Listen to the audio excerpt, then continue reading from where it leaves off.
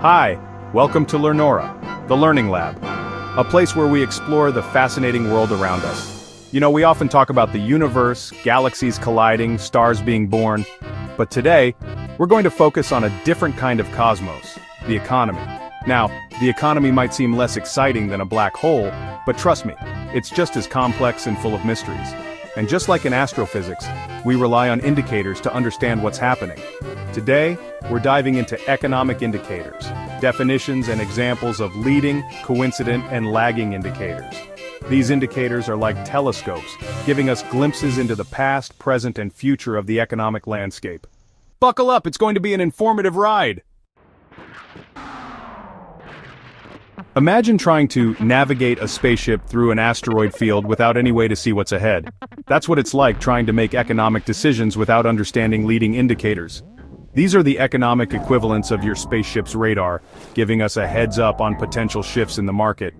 Leading indicators are metrics that tend to change before the economy as a whole changes.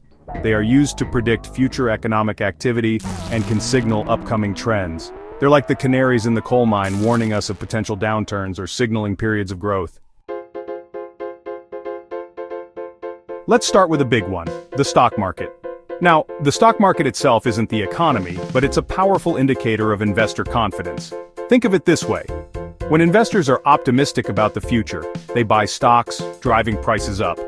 Think of it as a cosmic dance between buyers and sellers, with the music set to the rhythm of economic expectation.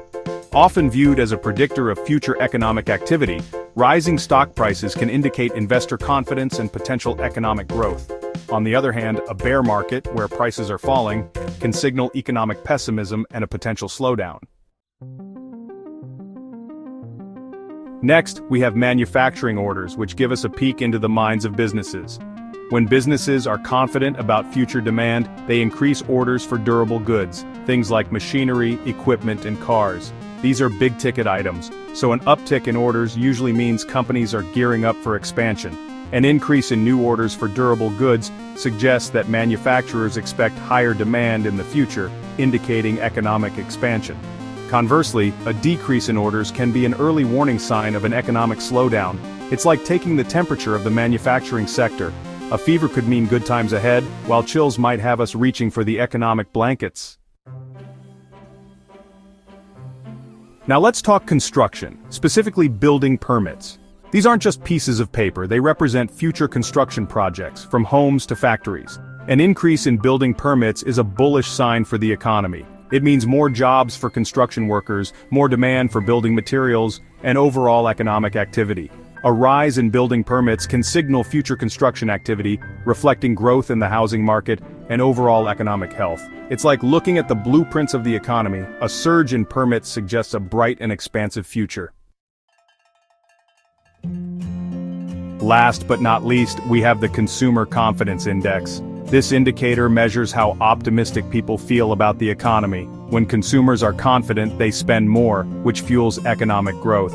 It's like measuring the collective mood of the economy. Are people feeling optimistic and ready to open their wallets? Or are they tightening their belts? Higher consumer confidence often leads to increased spending, which can drive economic growth.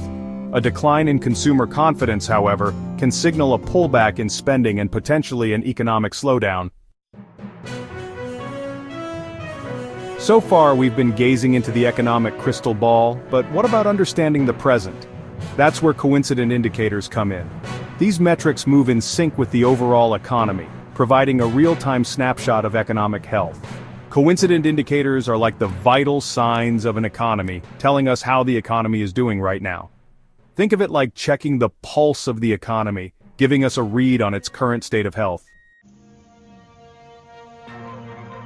And when it comes to understanding the present state of the economy, there's no bigger indicator than gross domestic product, or GDP. This metric measures the total value of all goods and services produced within a country's borders.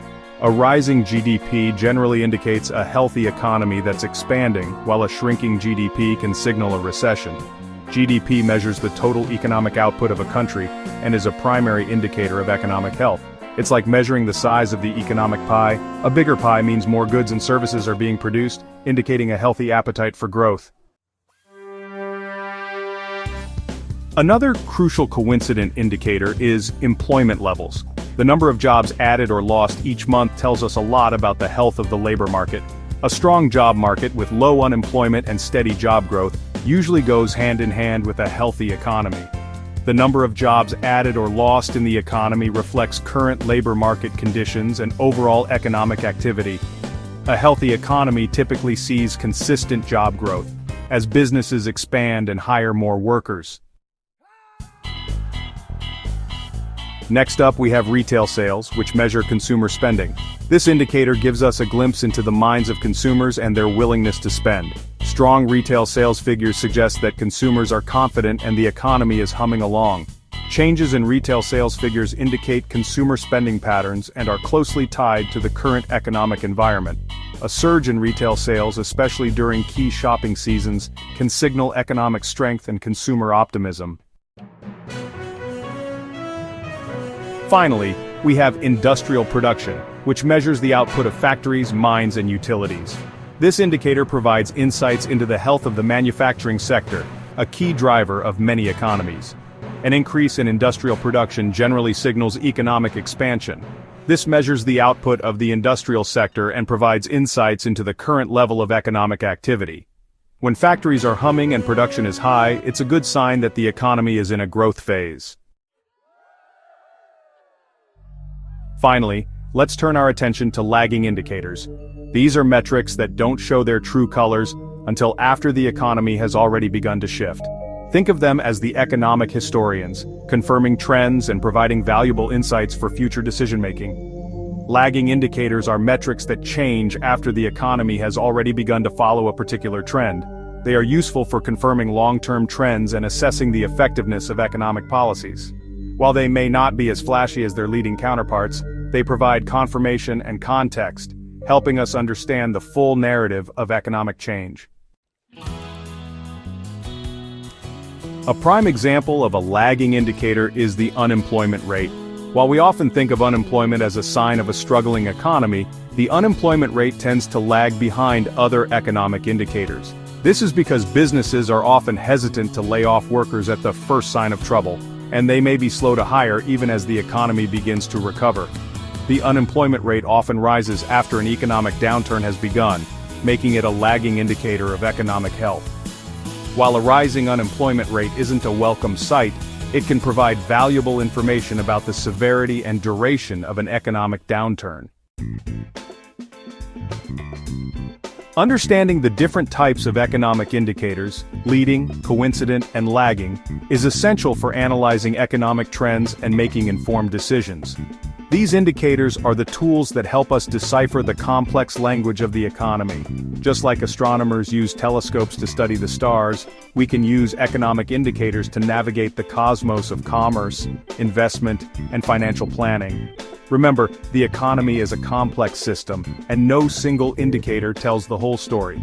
But by understanding how these indicators work together, we can gain a deeper understanding of the forces that shape our financial world. For more interesting information, subscribe to Learnora, the Learning Lab. Happy learning.